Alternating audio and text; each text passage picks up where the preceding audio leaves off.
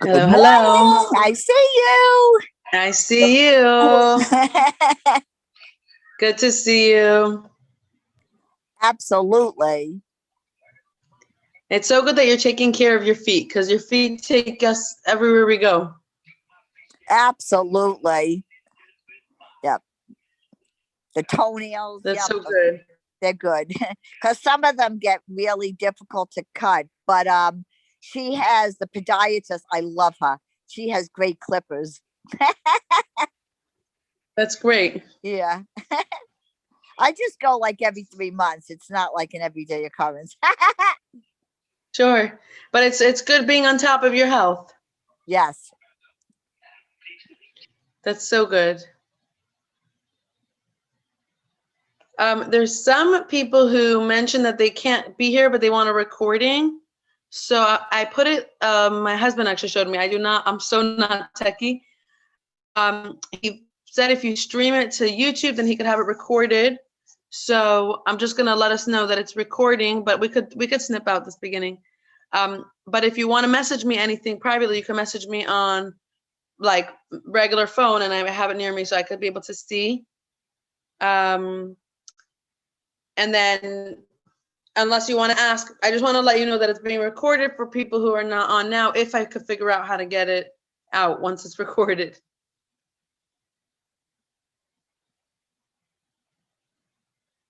Sounds good? Or I could just like snip it, like start the recording later. If we want. Who is Shmuel? I thought your name was Nechama. Yes. So my husband's name is Shmuley. Right. Nickname for Shmuel. And it's funny because I was just gonna show you my my phone just so that I have it here in case you want to message me, and then I see my screensaver is our picture by the wedding. Yay! Did you see it? Could you see Yes, it? I did. So we're gonna have our 4th anniversary soon, God willing. How many years? 4. Okay. God willing. Absolutely. So that's gonna be soon, but we could start with first we're gonna welcome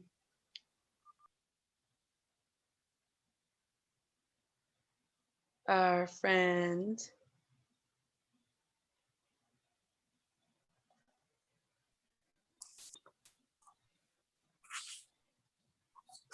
Welcome.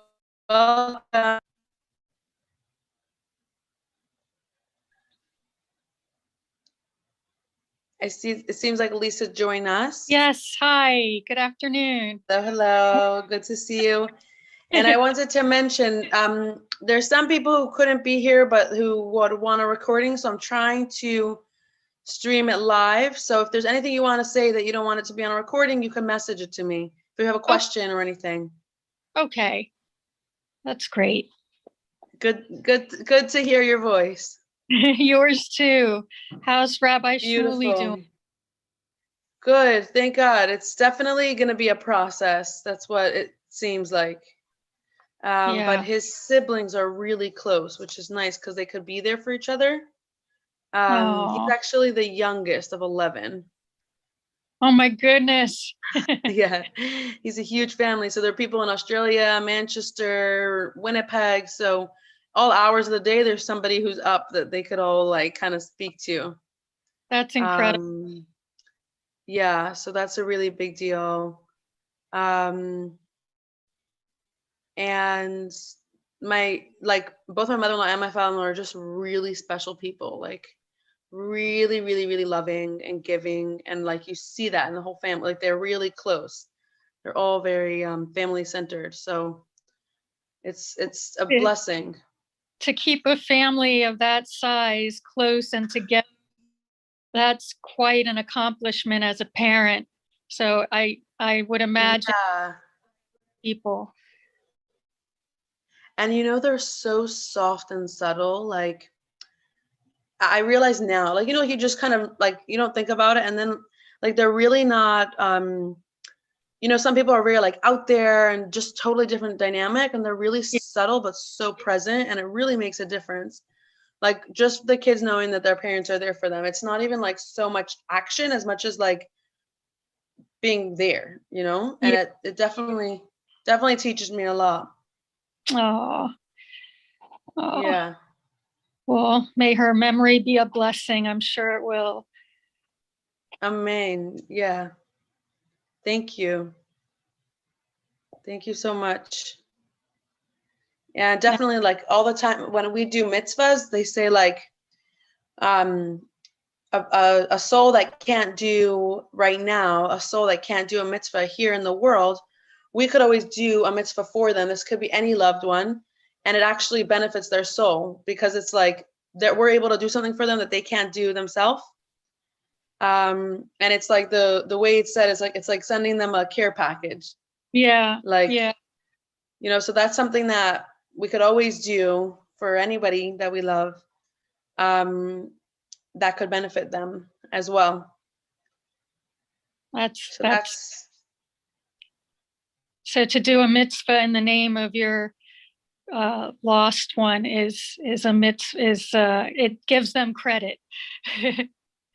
Yeah, they feel the benefit of that, and in a way they feel it more than us because we're living in a world of like a lot of physical. It's like harder for us to tap up into the spiritual, but their whole being is spiritual, so it's like easier for them to tap into it even than us.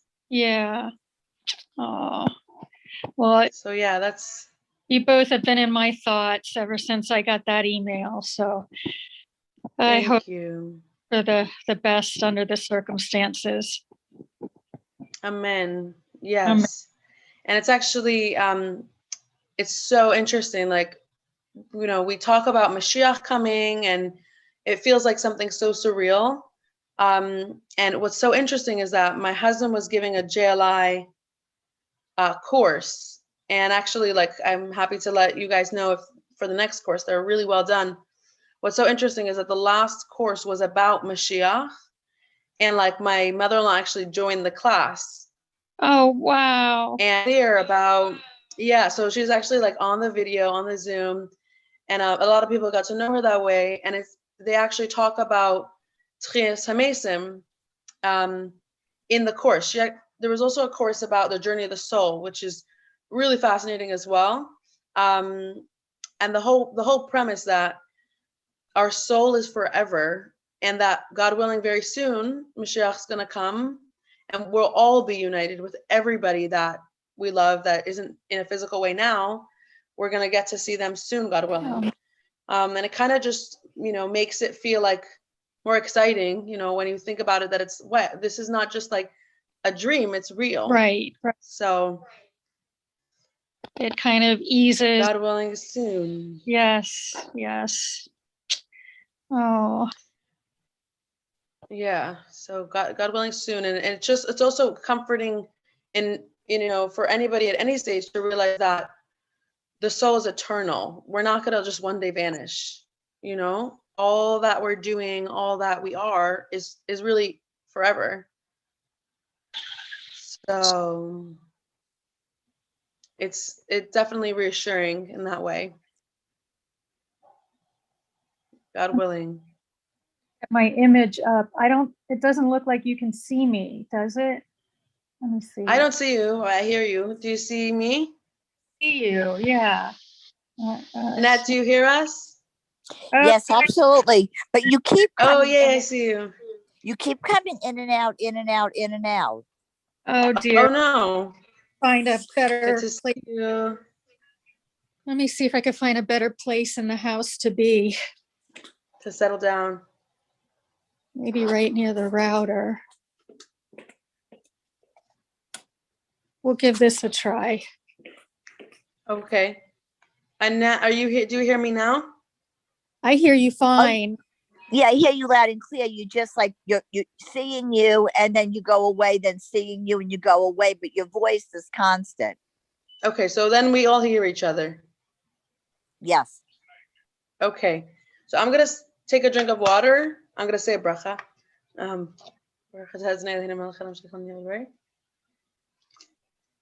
You guys could grab some water if you want to stay hydrated too. What's the Barucha? Baruch atah Adonai Eloheinu melech haolam. And then Shahakal niya bidvarei. That Nia B'Torah. nihiya bidvarei. So the translation of that for this, Shahakal means everything. Niya is made, bidvarei with his words. It's actually really fascinating if we want to say it for a minute. We kind of sometimes have this idea that God created the world and then that's it. Everything's just created and it just kind of goes. But actually, God is constantly recreating the world. It's not just something that started and then he just did it and left it, like, just made like a little art project and left it. It's something that he's constantly renewing at every moment. And the way he's doing that is the same way he did it the first time. He bidvarei with his words. He said, so this should be and this should be and therefore it was. He's actually constantly doing that. And what's so like magical and fascinating about that is because we kind of assume that everything is going to be a certain way in nature, but he created nature. And when we pray and let's say we say, okay, God, please help that so-and-so get healthy. The way God is constantly giving life, he could just change, okay, the next moment, something that was this way could turn that way because it's in constant creation. And if, oh, yay. We have a new person joining us. Hello, welcome. It's Debbie. Good morning. Good morning, Nice to Sister hear from you. Debbie. And Good Annette. morning. Good morning, everybody. Good morning. Good morning. Oh, one sec. Okay, I'm gonna finish this thought and then we could share gratitude. So, Debbie, what we were just saying, which is really cool, is that the world wasn't just created and then God kind of just leaves it there. He's constantly recreating it at every single moment. So things that we take for granted that are just, this is nature. If we pray, we ask God to make, somebody healthy or change something. God is constantly recreating it. He could recreate it in whichever healthy way. Things are not just stuck. It's constantly changing. And it says that if God would stop saying like, let there be light, let there be Debbie, let there be Lisa, let there be Annette, however, whatever words that are in creation of literally everything, that thing would just cease to exist. So God is not just our creator, but he's constantly creating us, constantly giving us everything that we have. And actually our Hebrew name, the Hebrew letters, is what's, very much part of what's being said that gives us life. And there's something called the 10 Maimares, the 10 sayings. These are the first 10 things that God said when he created the world that are constantly repeated. And within those, they're like, if you move around the letters, there's source for everything on earth. So based on this, there's something called, I'm just gonna, we just kind of got into this, but it's very exciting. So I'll just share a little bit more. There's something called hashgacha klalis, which is people kind of have this idea that God looks over the world in a really general way, sort of detached. And then along came Hasidus and great rabbis who were like, actually, the reality is that God is not just watching in a general way, hashgacha pratis, which means that he's watching and creating and designing every specific thing, not just general. And the example is, imagine if a leaf falls down onto the ground, then there's a reason why that leaf and why it fell down. And let's say there could be a worm there that needed shade. And the fact that those other leaves didn't, each thing is so specifically designed. That's why if we get lost or we're stuck in traffic and we're just why can't I get to my destination? You literally are supposed to be at that red light at that time. And every car that's around you is supposed to be around you. So it's not just hashgacha pratis for you, but everybody around you, which is you could just make your brain silly trying to think about how does God keep every single detail in mind that it works perfectly for everyone. And that's why he's God and not us.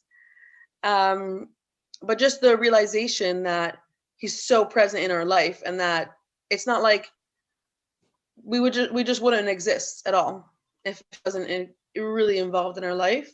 And once we know that, we're like, okay, he cares so much to give me everything. When we dwell on that, we think about, okay, what am I doing to connect to him? So how did we get into this again? I don't remember. You said because of the bracha. Yeah. Yeah, because I drink some water. Yeah, there's different ones to say depending on what you eat or drink. Yeah. Yeah, I could send a link. It definitely, when we remember to say it, reminds us and makes us mindful of the little things that we have. And like, as soon as we don't have food and we're cranky and like, we're like, wow, we really do get a lot from food, then we're mindful for what food does to give us. And God designed it to be that way. He could have made us not need to eat. But then how would we elevate all the vegetation, animal, plant life if we are able to use it for food, and then we do it to serve, we use that energy to serve God. We just totally elevated all of that. So it's part of the plan. Okay, so should we do our little round of gratitude? Who wants to start? Well, I'll give it a go.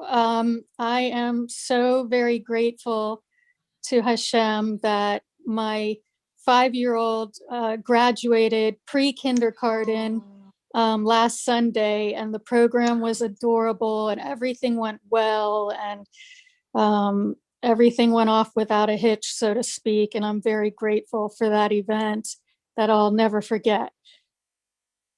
Oh, thank you. That is so special. It's such a milestone. Wow. Thank you. Annette, would you like to say something? Sure. I'm grateful for all the healthy lives around me, all my family and friends, and I thank God for all his blessings. That's it. Thank you. Okay, thank you. Debbie?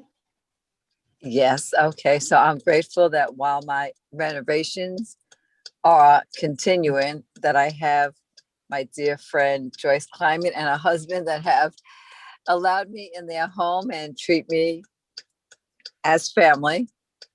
And I have a place to stay in Lake Worth for like a good up to 3 months. And also my little doggie, they've allowed her. And there she is in the car right now. Oh, beautiful. That's perfect.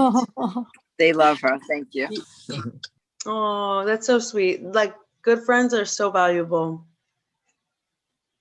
Absolutely. Thank you.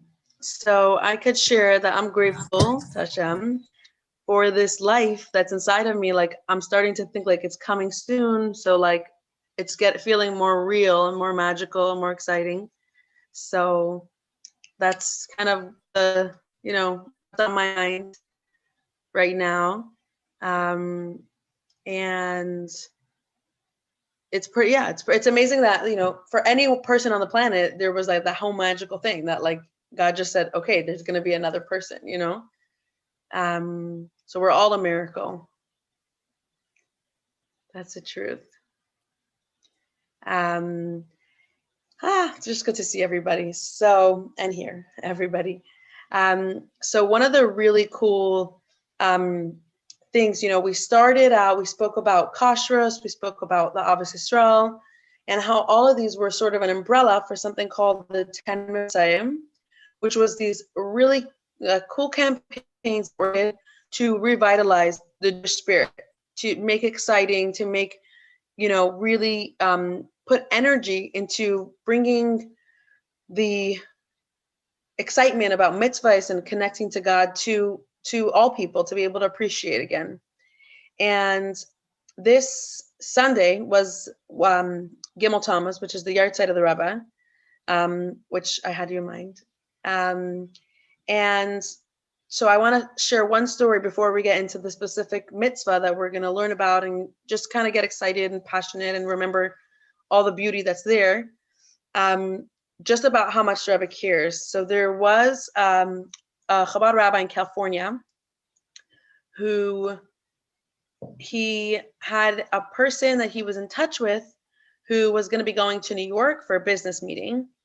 And he told him, like, this was before Gimel Tammuz. This was, over 25 years ago. And he said, if you're going to be in New York, I recommend, like, really meet the Lubavitcher Rebbe, like, just make the time. He was like, I don't know, I have business meetings scheduled and this to do and that to do. And he was like, okay, like, see if you can. I would totally recommend it. So he was open to it. He's like, okay, if I could, I could. Meanwhile, the rabbi arranged for him to have a meeting at a certain time. And this man shows up and he walks inside, and all of a sudden he's like, wait, I totally didn't plan for this. Like, he plans his business meetings in advance with his notes and this. He's like, I have no idea what I do here.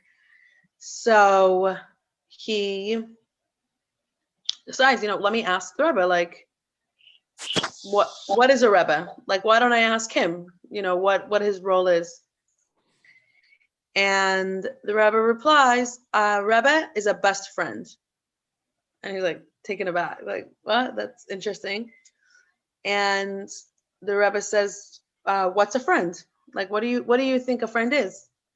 And he's like, I don't know, like golf, fishing, talking about the news, And the Rebbe says, a true friend is someone who you could think your thoughts out loud and still feel loved unconditionally.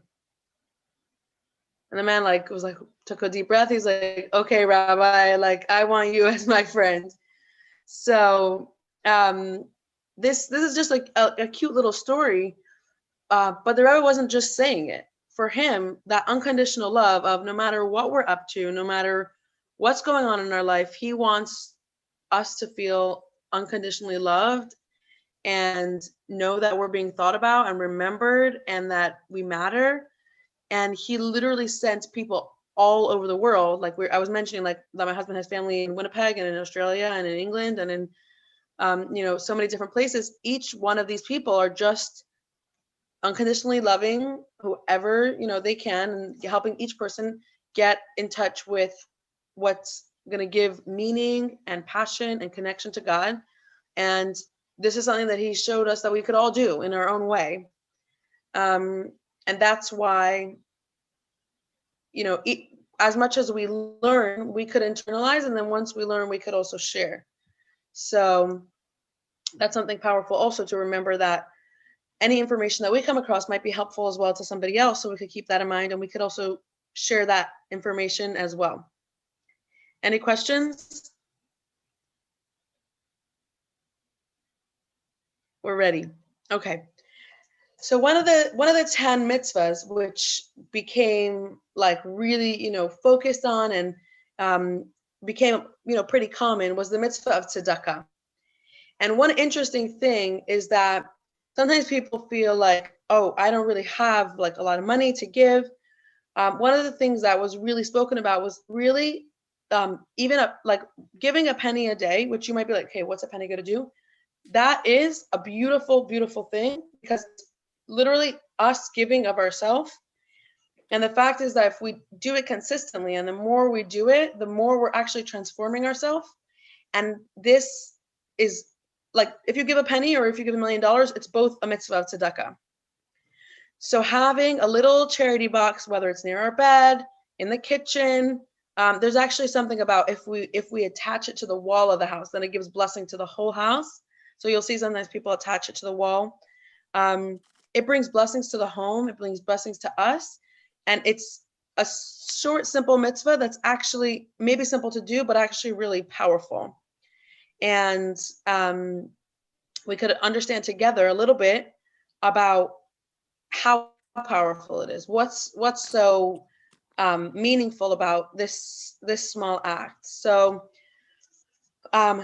definitely, well, I'll just go through my notes so then I don't miss points about this. So one of the things is that the Jewish people are called Gaimle Chasadim, which means that it's natural and innate to be kind, to be looking out for the other. And this is not only in money, this is in time, resources, Sometimes just a phone call to somebody who could really use it. This is just something that's natural, and it's something that, you know, we could always awaken from within ourselves, this ability to really look outward and see what we could do to help and lift those that are around us. And, you know, it could be whichever resources that we have, it goes a long way. Now the idea of Meiser. Has anybody here heard of the word Meiser before? I have not. You have not. Okay. So there is a specific mitzvah, which is to give a tenth of one's earnings to tzedakah. And this is something that goes back all the way to when, in the times of the temple, people would take their produce, which was their currency. This is how they traded, survived, and they would bring a tenth of it to the temple. So now, you know, we're not doing that, but the mitzvah still stays. And the really fascinating thing about this is that we're told that any money that you give to tzedakah will be repaid back, not just once, but a couple times over. So on the surface of it, it's like, okay, I literally just have just this amount of money. If I give away 10%, I'm going to be losing. But actually, it's really fascinating to realize that we're literally told we're going to be getting it back, but not just once, a few times. And this really brings up a really cool topic, and I'm happy to answer any questions as we go along, which is really the idea altogether about money and faith, about what it means when, you know, we say, okay, God is always taking care of us. So I had this question when I think I was like 18. We were learning in class, and the rabbi said, on Rosh Hashanah, it's decided however much, you know, whatever you're going to need, this is what you're going to get. And you working more or less is not going to change. You will get whatever you're supposed to get. And so I raised my hand and I asked him, I said, look, you are a teacher, so your salary is XYZ. But maybe if you were in the stock market, your salary would be 3 times the price, 3 times the amount. And what the answer was very deep, and we could like kind of really understand it. His answer is that what we're in life, we're not looking for the money as much as we're looking for what the money could get for what we need. And if God decided, let's say you need to buy a couch, and you are doing your best doing your best to make however much money you can, and you're supposed to get it, and you're a teacher, you might find it for 500. And if you're supposed to get that couch, and for whatever reason, you're in a different business, but you're supposed to be getting that, then maybe you'll find the same couch for 1,500. Essentially, what's the point? Or even a house, like a house for 200, a house for 600,000. Like we don't know. Ultimately, the actual prices could vary by the day, but the realization that it's on our part to take whatever steps we can to make that, it's called a keli, a vessel for God's blessing, for him to be able to take care of us. We make that keli, but we don't have to worry and stress, like maybe I should have this job, maybe I need to work more hours, maybe I need to do this or that, because we have that reassurance that we will get what we need. There's nothing in the world that could stop that. And it really, really, when we're able to internalize that, could really reassure us and calm us down, because money could be one of the biggest anxiety factors in the world. How am I going to have this? How am I going to have that? What about savings? What about this? What about that? And to recognize, yes, we will take our smartest steps, but ultimately it's in God's hands. And so once we understand that, when we say, okay, but how could I give away 10% if I don't know what's going to happen next month? Once we recognize, okay, God is here, he's going to take care of us. If he told us that this is good for us, then it can't hurt us. It can't actually take away from us getting what we need. So somebody might give that 10%, and then all of a sudden they don't even realize, but whatever they needed to buy is so much cheaper than what they would have had. Or maybe, thank God, they totally averted a health condition that might have costed money. Like, we don't really know what the different factors are that could go into our financial health, and just recognizing that we could take our best steps and we could do what's in our hands and recognize that the rest is up to God is something that's so reassuring. And then we're not controlled by the money as much as we're kind of on top of the situation instead of the money being on top of us. We're going to take those steps without it completely overtaking our mental, emotional, physical health.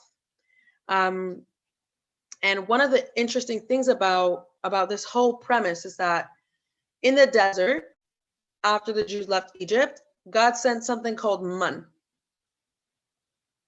Or some people have heard of it as manna. Sound familiar at all? Do you want to tell us what it is? Is it some type of bread? Okay, yeah, you're onto something. Like a pita or something? It was very sweet. Okay, so you're both onto something. And it would come from heaven. Yes, correct. So it's manna from heaven. It says that it was kind of sweet like honey, sort of bread in the way that it was satiating. Actually, people were able to imagine what they wanted it to taste like, and that's what it tasted like. But the Jews were able to see so clearly, God sent me literally my food, like it came from heaven. But the world was not supposed to continue that way forever. And that's why they had to go into Israel, and they had to work the land, and they had to put in the effort to be able to make the bread come. And the idea is not to forget where it's really coming from. It's coming from the same God that brought it from the heaven is bringing it from the earth, but he values our work and our involvement. And to realize, like, just the way they got their meals because this is what they needed, we will get what we need. And now God put us in the picture and said, I want you to be involved in working for it. But if we are able to take off the piece of, but what if I need money next month and next year, and all without the anxieties, then yes, we could put aside savings, and we could even take an additional job, and we could decide to be really wise about how we spend, because we want to make sure that we're being responsible. But it comes from such a healthier place than from a place of fear. And what's really interesting is that all the blessings. So, there's the one aspect of just constantly being a giving hand, even, small penny, teaching children, teaching friends, have, this is something that brings blessing. People have it in their car, in their room, in their office, and like just in different spaces, a little charity box with little pennies, just so that they're in the mode of doing these little mitzvahs. And each time it's so powerful. It says that tzedakah tatzil mimaves, that tzedakah could save a person from death. And this sounds really like wild. There's a really wild story of somebody, I'm sorry, in the I'm not sure which century, but a couple hundred years back, who was a bride, and she took her hairpin and put it in the wall, when she was just like tired. And they woke up in the morning, they saw that her hairpin had actually killed a venomous snake. And the rabbi was saying, it's because your dad gave tzedakah for you, and that literally saved your life. It was just like a clear thing right there. And definitely, we all have a plan, and each person's life is destined and meaningful. It's just really powerful to see if something has the power to give more life, it must be something really, really powerful. It also says that Gedaila tzedakah shemekareves es ha'geula, which is how great tzedakah is, that it brings closer the redemption.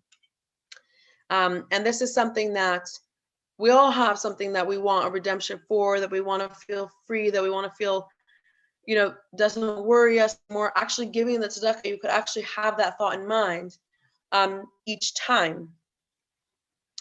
As well as a really special time to give to give tzedakah besides for daily and, really like having it available, is if this is something that we haven't yet done and we want to do it, is right before the Shabbat candles. So if we take it, we're going to light this week, preparing a little bit of charity and giving it before. It's a really special time to connect, and specifically as women, to ask for what it is that us and our loved ones need. I'm going to pause if there's any questions.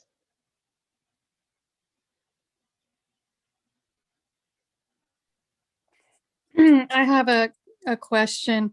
My mother-in-law, who passed away last year, left a lot of things, obviously, in her home, and among them was a tzedakah box that was full. It's heavy, and I took that out of the home before the liquidators came, and I don't know where to send it. Who do you send it to? You just pick a charity and send some change over? Where should it go? Sure. So that's a good question, and it's something that we could all ask. Really start thinking about. If I do want to give charity, what could be a cause that I'd like to support, that I'd love to see flourish. Right now, with a lot of online options, what some people do is that they count the change, and then they send that amount via credit card, and then they use that change again and count it and send that amount via credit card. Which I've done, but there's something special and profound about actually taking a coin and actually putting it in a pushka. In terms of education for children, in terms of education for ourselves, like we're saying, my hand is a giving hand. The same way you could get any siddur, any holy book online. There's something about having a holy book, an actual physical print in your home. The same thing is true with the charity box or with charity, is that, we could just send money over PayPal. And then there's also something about, you literally just made this box into a holy box for God. You literally just took a physical piece of money, which could be so like materialistic and self-centered, and you literally just made it a mitzvah. So there's something to the charity box, which before the giving of the Torah, if Abraham decided to use something as tefillin, it didn't retain the holiness. But once the Torah was given, the physical world was able to actually contain and hold holiness. So even if it's a regular piece of paper, if you have something holy written in it, it's actually holy now. It's not just for while you're using it. It retains that holiness. That's an excellent question. Is it the type of thing that you could put into the wall to bring blessing to the whole home? I hadn't thought about that until you mentioned it, and I'm sure I could find a shelf somewhere where it's out in the open and it will be seen. Or sure. There's something interesting written about putting it in the kitchen, because that's where we all spend a lot of time. That's where we make the food that nurtures us. And then I have mine in my kitchen, and if I didn't, I would probably forget, but I always end up in my kitchen every day. So then it's I could just, take a coin, put in, and it's something that brings so much blessing, and it doesn't take so much time.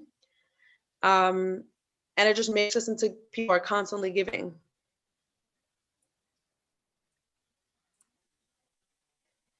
And one of the really nice things is that, once we take a moment to realize what a big deal giving tzedakah is, somebody reached out to me for a fundraiser. She was trying to raise money for something, and she was so shy and I don't know, if you have extra money, and, she was so apologetic. And I told her, thank you for giving me the opportunity to give tzedakah. It's such a big schus.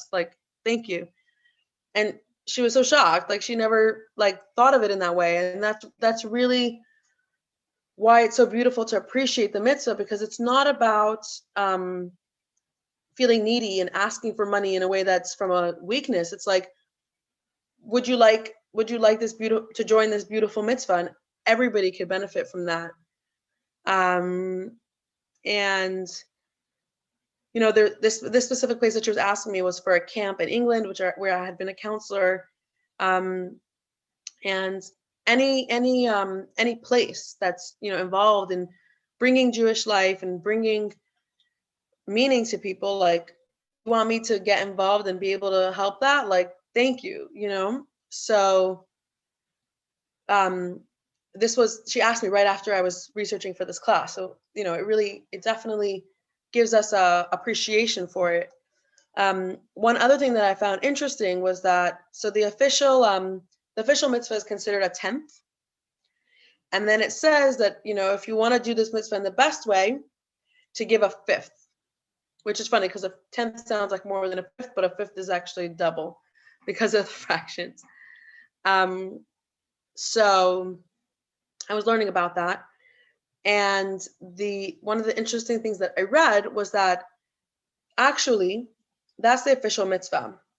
But there's something really just interesting in general, that throughout history, when people wanted to get something extra special or really had something on their minds, whether it was a decree for a community or somebody who wanted to have a child or have a improvement in their relationship, whatever it was for them, oftentimes Jewish people would fast, and in that way feel like their prayers would be answered. I'm going to take more water. Sorry. So because I said the blessing before on this specific water, having in mind that I'm going to drink more, I'm going to have to say it again.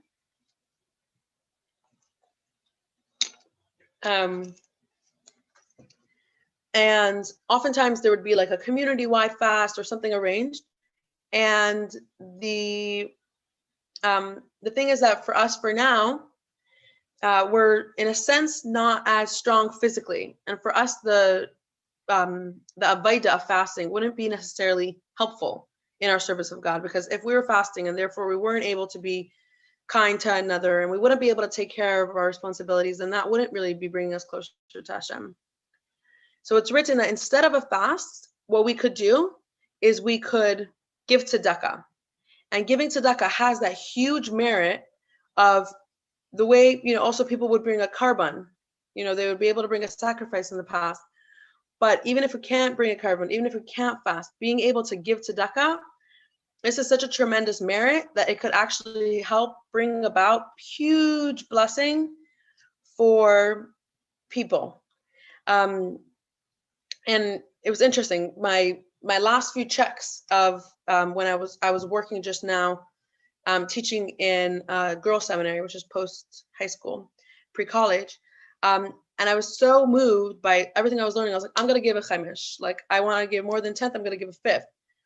Just recognizing that there's so much beauty and special power in this actual mitzvah. And what's really fascinating is that what myself and my husband find is that really the more we give, the more like things come our way that we hadn't expected, and it's really, really always brought about more blessing. And it's so profound because what we have, and whether it's money or our time or our resource, we hold so close to us. And God really, really, really feels like it's a big deal when we are willing to give it, because in that moment we are being like almost like, you can't say godlike, but really in touch with our godly soul. Because our animal soul, like any animal, is always thinking about itself, its own survival, its own needs, its own being. And then God made us people with a godly soul who are able to go beyond that and able to say, how could I be here in service? And so when we use our time and our money and things that mean so much to us to be able to give to others, it's something that is considered really, really special and really, really precious. I know somebody who, like, totally unexpectedly, they had a whole plan, and they were giving a lot of tzedakah, and then they were needing something specific, and literally, like, they were like not expecting it at all. Somebody donated it, like, without them even asking, and it was just like, wow, like, who knew? God was like, okay, you're meant to have this. you keep doing the steps that you're taking and keep giving, and all your needs, God willing, will be met. And what's really interesting is that for sure every mitzvah is something that brings us close to God and that is powerful and that is special. And every time you speak about one mitzvah, you could go on and on about how that one is so important.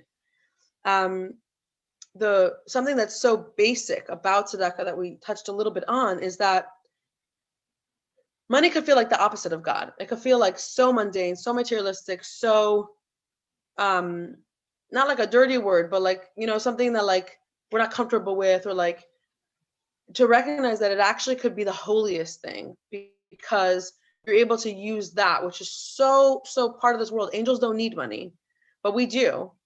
And realizing that we could take that and use it for God. Why is it so powerful and vital and important? Because it really connects to everything. If you're going to buy matzah, if you're going to buy an apple and honey, if you're going to buy a menorah, like really at the most basic sense of being able to take something that we rely on so much and use it for God, it's something that's not more special than other mitzvahs, but really special in this sense. And it actually enables us to do all the mitzvahs that we do, because taking care of ourselves and getting food and everything that the money will buy for us does help us service God. So it's definitely, you can't run away from it, but I love this attitude because you don't have to run away from it. You could just feel great about it and feel like, amazing, here's an opportunity to use something for God every single moment of the day, any day. Like, we can't eat matzah every single day and it's a mitzvah, but we could give tzedakah any day. Actually, what's interesting is that you might say, oh, but Shabbat and the festivals, we're not dealing with money, which is true. And it's actually why it's said to give, let's say you're giving 1 penny every day, to give 2 pennies before Shabbat or 2 pennies before a holiday. So this way it's constant. It's something that's always accessible. Wow, one interesting thing. Should I pause for a question? Any questions on our minds?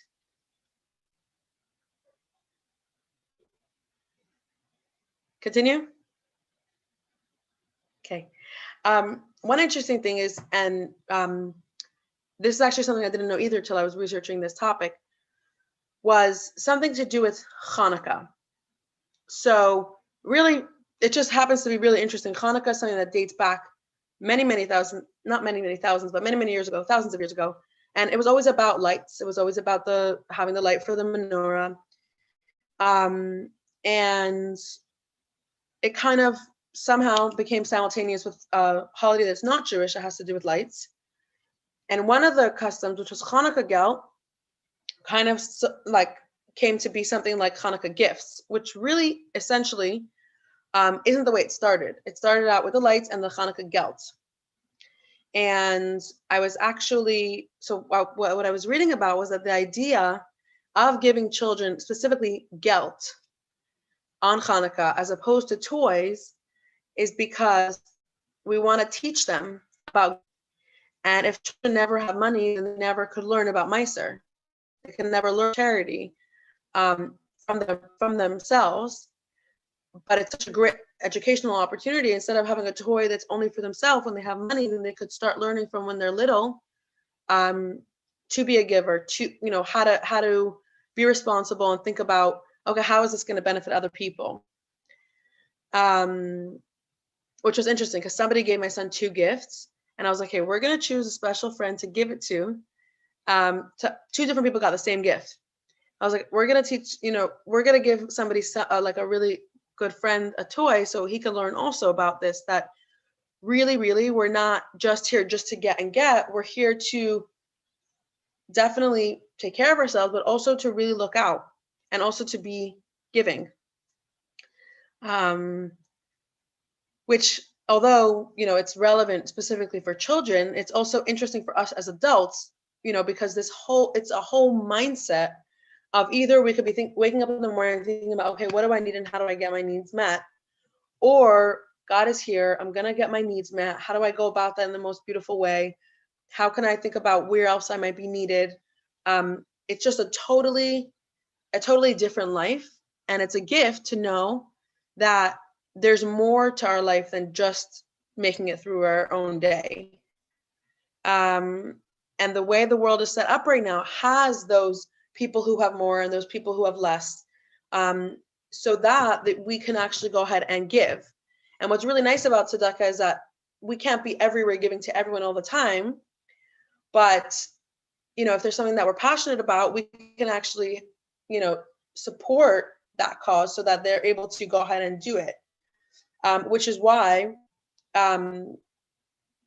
if somebody gives tzedakah, it's not just like, okay, they gave tzedakah. It's actually as if they're doing that. So if somebody's helping seniors and you think that's awesome, then when you give that money, it's like you're doing that as well. If somebody's teaching Torah to children, or, helping people who are orphans, or whichever specific cause, and we could have a couple, we could have one, whichever one.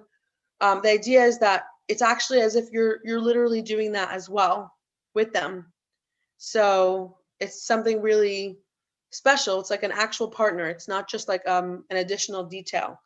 I'm gonna look at my notes to make sure that I'm not forgetting things. There's also stories about, in general, just like, we always want to be safe in the car. We have our car seats, about having that little tzedakah pushka in the car and a little bit of coins. And then, you just pop into your car, you put it in. There's really interesting stories of people who ended up, God forbid, in a car accident, who were safe, and like their tzedakah pushka was safe, which is like weird, in like some circumstances. So we don't say that, God forbid, we'll be punished if we don't. We say that it's actually a nice additional protection. And it really just goes in line with Judaism isn't just in a synagogue. Judaism is a car, in our house, in our kitchen, on the go. We're always involved in this connection to God, the same way He's always involved in creating us. So this way, certain things are like, let's say, eating kosher. That's like really, really powerful. It's really involved in it every day. And as well, that's also something that we don't have to be all or nothing about. And it takes a lot of effort. And then you have tzedakah, which is all involved in every single day. And I just lost my train of thought, what I was going to say about kashrus and tzedakah. Oh, it's about taking the baby steps also. So like, if I share too many things, like in the car and in the kitchen and before Shabbat and the 10%, I really just want to give us an idea of a whole bunch of different ways that we could think about and incorporate and grow and learn without us having to feel like, okay, I have to do all of it right now and like I can't.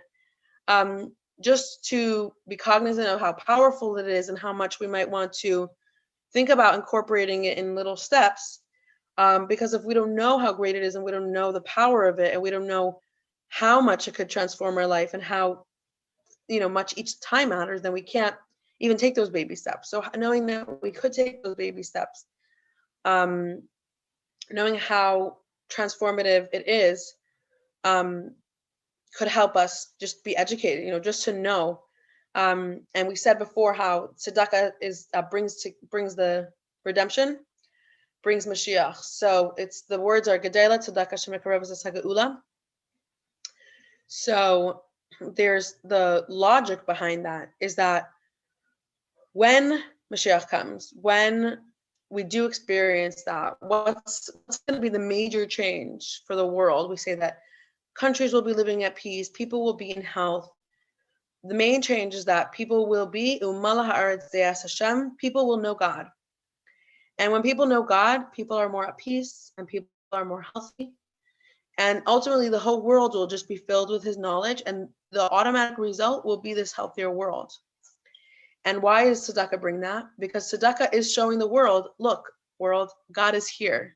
And it's actually pretty fascinating. It says, in God we trust on our dollar. Like, that is pretty cool. To have that, the people who started that had that level of realization that it's really God's world. And He's the one we trust. We don't put our trust in money. We put our trust in God. And money could fluctuate, change, but God is just here. And using our money for charity, for tzedakah, they say tzedakah is not charity, because charity is like, I'm so great, look at me, I'm giving to someone else. And tzedakah is like, oh, God gave you the money to give to someone else. It wasn't like intended only for you. The fact that you have it means that there's a portion of it that could be used to help someone else. But the main premise, tzedakah actually means righteous. That's why it's tzaddik, is like a righteous person. But ultimately, it brings about Mashiach's coming because it's really that premise of, okay, this is God's world. I definitely know that I wanted to mention one more thing about that. It's God's world. And so, I don't remember. What were we saying right before this? Oh, yeah, now I remember. Okay, it's not so connected, so don't worry. If you didn't think about what we knew before. There's a specific tzaddik, and his name was Meir Baal Hanes, which is actually the translation is Meir, the man who does wonders, miracles. I don't know why, I just know that I've tried this, is that there's this interesting thing that if you give tzedakah, and specifically having in mind Meir Baal Hanes, I think there's even a place to send it to, specifically for that. If something is lost and you're like, oh my gosh, I need to find this, it's considered like a special thing to give money specifically for him. And I have found things I could not find. So I could definitely, if you need ever, I could let you know the name so you can remember it. But I think that more than just the specific thing is just bearing in mind in general how, yes, tzedakah has tremendous power to bring about blessing. And we could tap into that power at any point. We don't have to just wait until we need something great. And that great things will come our way. There is a specific letter from the Rebbe about, like, with the title. I have to maybe send it to you. You know, let me find it because it's really good. I want to be able to tell you the exact words. So that you have the exact wording.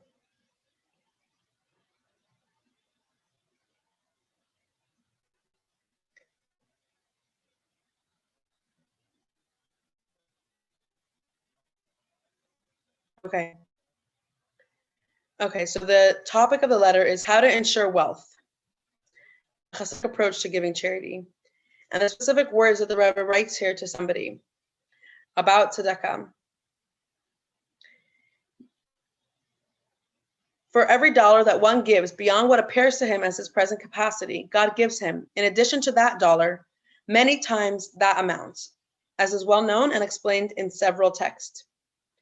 So I just wanted to say the exact words. Like, here is somebody saying, like, when we give, it's like we're being guaranteed you're not just gonna get it back, you're gonna get even more. And it really is like kind of reassuring and really freeing, because we could either be in this tiny mindset of like, I have to just like hold on to what I have and hold it close to me and be afraid, or we could be in this more broad mindset, being responsible and also being willing to give and wait and see and believe for those great things to come as well. So should I peek here in case I'm like forgetting it? No, I think we did good, and I want to hear have time also to hear takeaways. So I know that was like a whole bunch of info. Do we have any questions before we do takeaways, or let me just give a moment for that?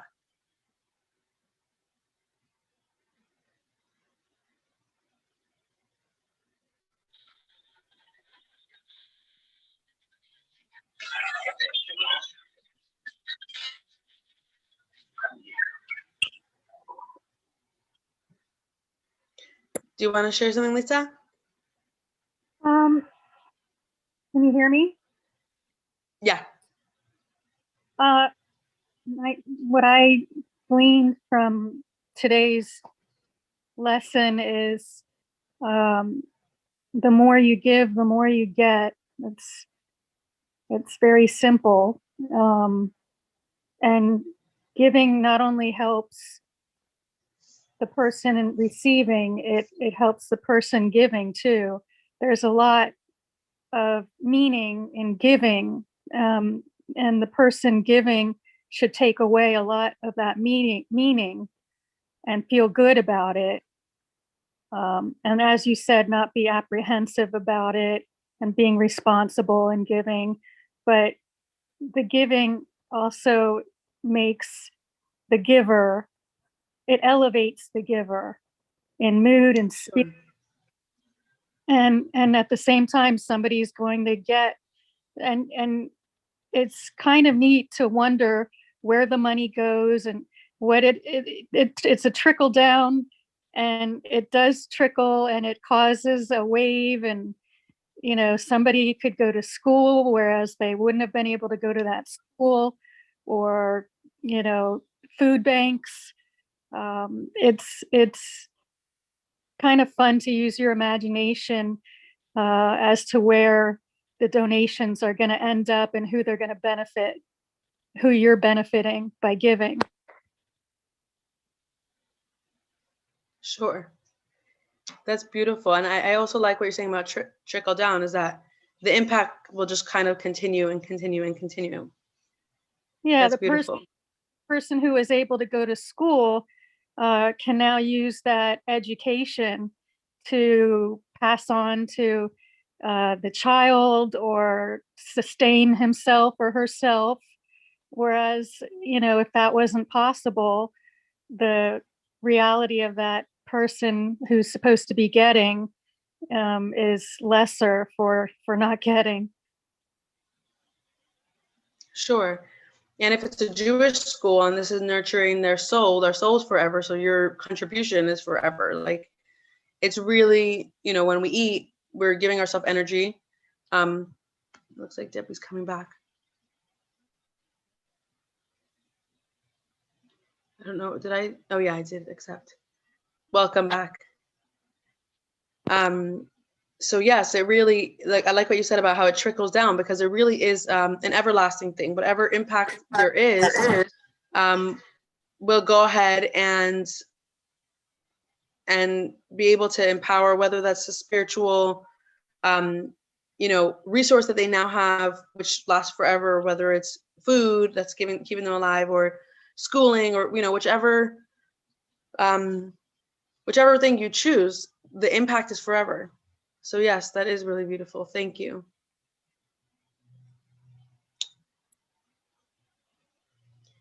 Which, by the way, brought one more thing to mind, and then we could also hear from Annette and Debbie, is that there's something also really powerful about giving, and giving in a way where the person feels really amazing about it and really respected about it, where it's really like about them. Different people like to receive differently.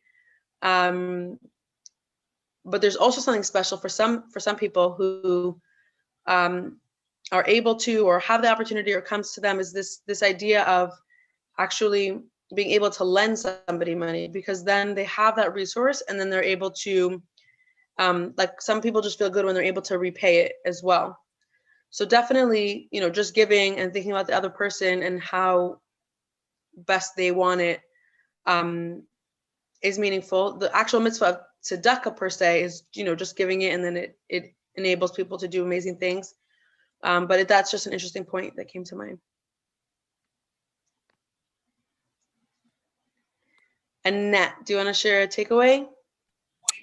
Sure. I think you and Lisa basically said just about everything. It's truly a mitzvah, and it's great.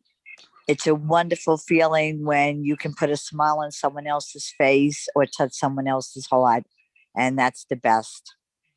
So thank you. Thank you. Thank you, Annette. Debbie, you want to share a takeaway? Yes, I definitely understand that by giving, you don't have to even expect, and we shouldn't expect anything. But I've seen it in life and in my own personal self, that if you just give, somehow it just comes back to you in abundance. But when you give and really give of your heart, in Hashem's name, not doing it with any regrets or just, something in the negative mind frame, just giving because you just know how powerful that is. And it's what we're supposed to do in Hashem's name. It always comes back. Like you said, you don't have to sit here and worry about it, that the blessings are going to be plentiful. So it's a really an amazing thing to do is give. Thank you. And thank you for reminding us, like, even though we're reassured that, we're going to see the blessings, the real basic premise is that we're giving just because God said, and like just being willing to just because is a huge mitzvah. So thank you for bringing that point, like underlining that. And thank you everybody for being here. And Can I say we gotta keep this in mind. Can I say Please. one thing, Amnachama? Well, Yeah. I was just going to also, just mention, and how much I appreciate, and everybody else, all the people, your husband, Rabbi Shmuley, how he goes, because I do get the newsletter from you guys, how he visits the assisted living facilities and how you have a lot of these elderly people, and just to hear him share what he shares about the Jewish faith, and I know that it's a nonprofit, it's a charity, that he provides, but it's really about the service of what he's giving and the blessing and just that great feeling within these people who are Jewish, and now they just get to hear Rabbi Shmuley interact. I just think that's amazing. So I just wanted to share that. Thank you. Yes, and it's something that like I was just recently thinking about, because we only started about 2 years ago, and to think that just this Shavuos there was like over 500.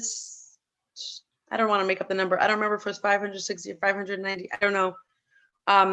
People who, and were able to get a holiday package, able to feel like God cares about me. God wants me to celebrate.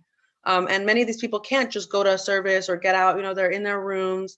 Many of them had a really hard time over COVID, being in lockdown, and to realize like that I could share that as a gratitude, that God said, I want you to go ahead and find these people and help make sure that they're not forgotten, that they have everything that they need to connect, to be part of a nation, So it's definitely something that we're constantly, working on, and thank God for bringing the people together, and all the people who support it, so that all these people could get that benefit. So there's really a lot of beauty, and it's interesting that you're saying that, because my husband always does the fundraising.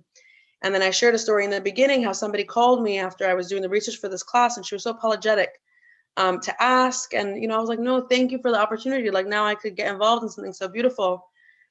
And then I was talking to my husband after, and I was like, I'm also really shy. Like, I also don't really fundraise,